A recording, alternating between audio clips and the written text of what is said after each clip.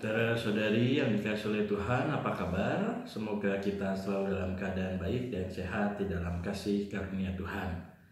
Saudara-saudari mempunyai nama yang mirip dengan orang yang dikenal oleh banyak orang. Ada enaknya, tapi juga ada hal-hal yang mungkin agak menggelikan. Misalnya saja beberapa waktu yang lalu, saat saya ingin menelepon Romo Paroki di katedral, saya tersambungkan oleh resepsionis. Lalu saya mengatakan, "Halo, selamat siang, saya Romo Wisnu. Saya ingin bertemu dengan Romo Hani, apakah bisa?" Lalu terdengar sedikit teriakan dari seberang telepon. Rupa-rupanya penerima telepon itu kaget menerima telepon dari orang yang bernama Romo Wisnu, karena beberapa saat sebelumnya ada seorang Romo yang meninggal dunia juga bernama Romo Wisnu. Dia kaget setengah mati mendengar nama Romo Wisnu saat dia menerima telepon.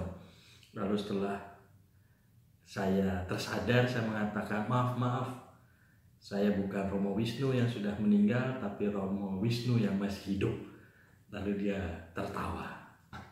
Bapak, Ibu, saudara-saudari yang terkasih, hari ini kita memperingati Santo atau Rasul Simon Zelot dan Rasul Yudas Tadius.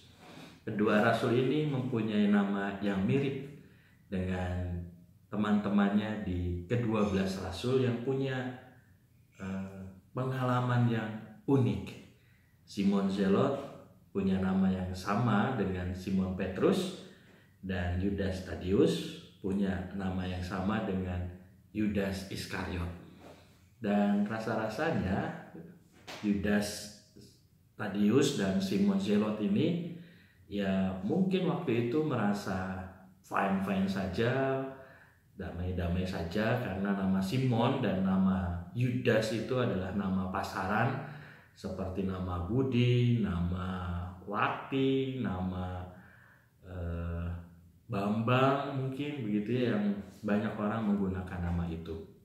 Nah, tetapi dalam perjalanan sejarah gereja, kedua nama itu punya arti tertentu. Simon Petrus sebagai pemimpin dari ke-12 rasul, sedangkan Yudas Iskariot dianggap sebagai seorang yang berdosa, orang yang menjual Yesus. Maka bisa jadi Simon Zelot dan Yudas Tadius ini dalam perjalanan selanjutnya punya beban tertentu saat menggunakan nama Yudas dan nama Simon tersebut. Tetapi rasa-rasanya menurut saya, walaupun mungkin mereka mempunyai beban atas nama itu, tapi mereka tidak punya beban untuk mewartakan kabar sukacita Tuhan. Mereka dengan leluasa, mereka dengan sukacita, mereka dengan penuh kegembiraan mewartakan kasih karunia Tuhan sampai kemana-mana. Simon Zelot dan Yudas Tadius akhirnya juga harus menjadi martir saat mereka mewartakan kasih karunia Tuhan tersebut, mewartakan kabar sukacita ke seluruh dunia.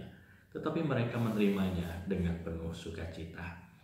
Maka Bapak, Ibu, saudara-saudari yang dikasihi oleh Tuhan, bersama Simon Zelot dan Yudas Tadius yang mungkin pertama kali mengikuti Yesus dengan sebuah niat yang tidak murni, tetapi akhirnya mereka mengakhiri hidup mereka dengan penuh sukacita, kegembiraan, dan mulia bersama dengan Tuhan di surga, karena mereka mewartakan kasih karunia Tuhan, kabar sukacita kepada seluruh bangsa dengan penuh kegembiraan.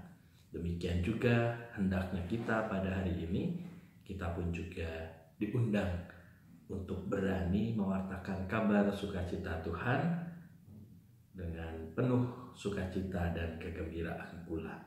Apapun yang kita alami, apapun yang kita rasakan, kita diundang untuk menyampaikan kabar baik kepada banyak orang.